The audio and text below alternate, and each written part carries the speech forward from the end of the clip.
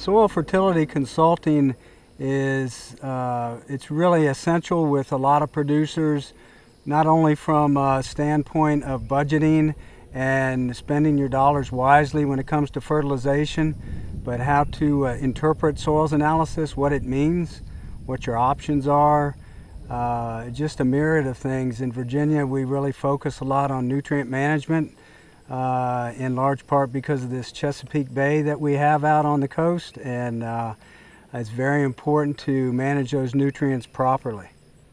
When I talk with clients about grass, and some of the basics that I always try to make sure they understand is when you take a grass plant and you have livestock out there, it doesn't matter whether it's cattle or horses or sheep, anytime you take that plant to a level, graze it off or mow it off for hay lower than about 3 inches, you just don't have a good area of leaf surface to really photosynthesize properly. So then what that requires the plant to do is pull more from its root reserves. And the fertility in the soil is critical to those root reserves. So if you just kind of keep that in mind, it really drives you as much as possible, given the number of cattle you run per acre and different management situations, on how to manage your grasses and the importance of that fertility. When you're in a situation where you're having to graze under that theoretical 3-inch height, then it really requires a better fertility level for those plants to pull the nutrients out and start regrowing. If you don't have good levels of nutrients in the soil, then the plants can't uptake them, and then you get different stresses. And with fertility, it's not an all or nothing situation. I think that it really depends on stages in life cycles, whether it be in the grasses and the legumes or whether it's the cattle. When you're first planting grass, it's very, very critical to have good nutrient availability because you don't have good root mass yet for that plant to absorb a lot of nutrients. And then as it grows up and matures and you grow out and you get a good root system, it can withstand a lot of stress. And that's what we're trying to do, is keep it healthy so it can withstand the stresses.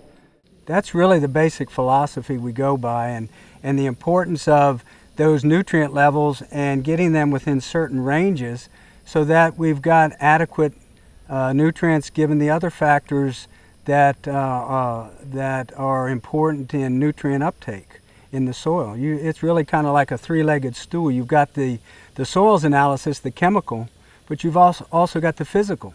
Whether you get compaction, whether you've got good tilth in the soil. An ideal soil, in theory, is 25% air, 25% water, 45% of what we think of as soil, dirt, 5% organic matter. So we've got to have that good balance to get the good nutrient exchange. And the other one is biological. We want to have a good, healthy biological system for those soil microorganisms to help that plant feed off those nutrients that are in the soil.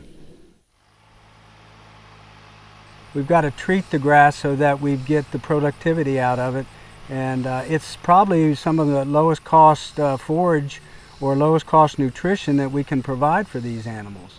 So this is really the low cost base. The pastures and the grazing is the low cost base that we really try to optimize the production out of.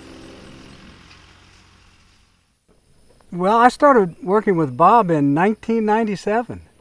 And he has really evolved in terms of the amount of grass that he has here in large part by clearing woodland. And that can be a real challenge from a soil fertility standpoint. Most of the land that we have in Virginia, when it's cleared from woods, we have very, very low pHs, very acid soils, and usually quite phosphorus deficient. And those are some very important nutrients when we're trying to convert from trees to grass and legumes. So how to build that up, a program to build those nutrient levels up while seeding the fields and converting them over to that grass operation for the cattle is just, it's difficult long-term process.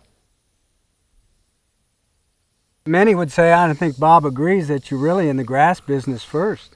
It can be a challenge in terms of the dynamics there with the nutrients that animal needs. A ruminant is quite unique in the way it can process these grasses and legumes and things and derive the nutrition to make it grow. And so he couples that good quality nutrition so these cattle can express the good genetics that he has in the cattle, and they really are able to show what they can do. And I guess one of the things that's unique or different about Bob is when he works with me and hires my services, I don't sell any products. I'm just helping Bob with the informational part of it. And I think that's in this day and time, in some ways, that's still rather unique because I come about it sometimes maybe with a different view on how to work with a producer in terms of the overall program for the budgeting and how to get our best bang for our buck.